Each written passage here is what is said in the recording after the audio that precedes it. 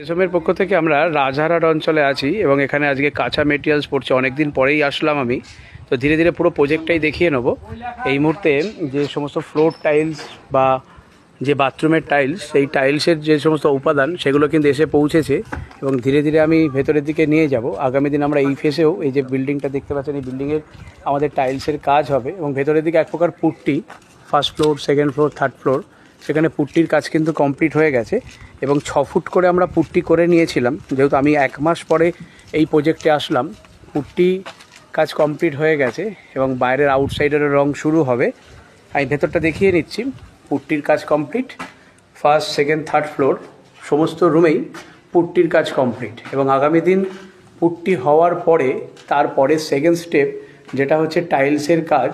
সেই টাইলসের যে কাজ শুরু হবে, সেই টাইলসের কাজের জন্যই সমস্ত কাঁচা মেটেরিয়ালসগুলো আমাদের ফিটাররা এনে নিচ্ছেন এবং সমস্ত টাইলস থেকে শুরু করে যাবতীয় যা কিছু সবই গোডাউনেই স্টোর হচ্ছে এবং প্রত্যেক কটি ফ্লোরে আমাদের কিন্তু পুট্টি, অর্থাৎ যে টাইলসের কাজ করব সেই টাইলসের কাজ করার আগে যে putty, first floor, second floor, third floor, পুরো পুট্টির কাজ কমপ্লিট হয়ে গেছে এবং আগামী দিন আমরা সিঁড়ি ইনাগ্রেশন বা ভেতরের দিকে যে সমস্ত ফ্লোরে উডেন টাইলস আমরা লাগাবো, সেই টাইলসও এই মুহূর্তে চলে এসে সেটাই দেখালাম। ওখানে পুট্টি আমাদের মজুত করা আছে।